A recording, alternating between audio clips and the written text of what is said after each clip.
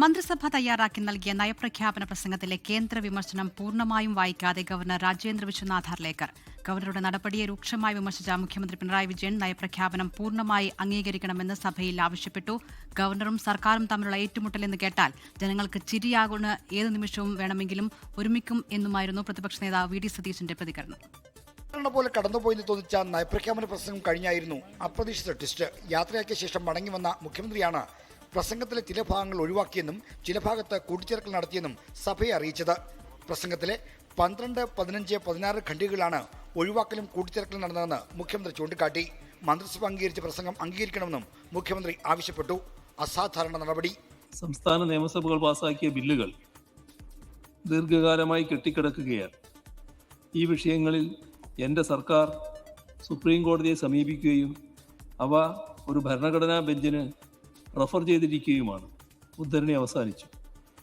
ഈ വാചകം ബഹുമാനപ്പെട്ട ഗവർണർ ഒഴിവാക്കിയിട്ടുണ്ട്.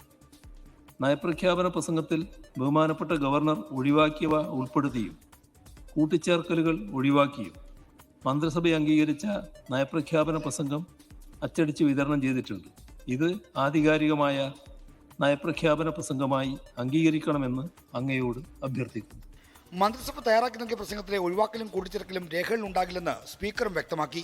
നിയമസഭയെ ബഹുമാനപ്പെട്ട ഗവർണർ അഭിസംബോധന ചെയ്തുകൊണ്ട് നടത്തുന്നത് ഗവൺമെന്റ് വേണ്ടി ക്യാബിനറ്റ് അംഗീകരിച്ച പ്രസംഗമാണ്. അതിൽ നിന്ന് വിട്ടുപോകുന്നതോ വ്യതിചലിക്കുന്നതോ ആയിട്ടുള്ള പരാമർശങ്ങൾ ഔദ്യോഗികമായി അംഗീകരിക്കുന്നതല്ല. അതാണ് നമ്മുടെ സഭയുടെ കീഴ്വഴക്കം. എല്ലാ കാര്യങ്ങളിലും ഒത്തുതീർപ്പിലെത്തുന്ന ഗവർണറും സർക്കാരും തമ്മിലുള്ള ഏറ്റുമുട്ടൽ പരിഹാസ്യമാണെന്നായിരുന്നു പ്രതിപക്ഷ നിലപാട്.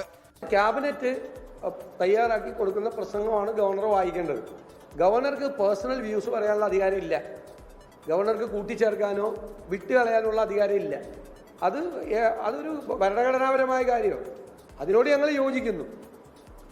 പക്ഷേ ഗവർണറും ഈ സർക്കാരും തമ്മിലുള്ള തർക്കം എന്ന് പറഞ്ഞാൽ ആളുകൾ ചിരി തുടങ്ങുമ്പോൾ, കാരണം ഏത് രാത്രി വേണമെങ്കിലും സെറ്റിൽമെന്റ് ആവാം. മുഖ്യമന്ത്രിയുടെയും സ്പീക്കറുടെയും നടപടികളോട് ലോക്ഭവൻ ഇതുവരെ പ്രതികരിച്ചിട്ടില്ല.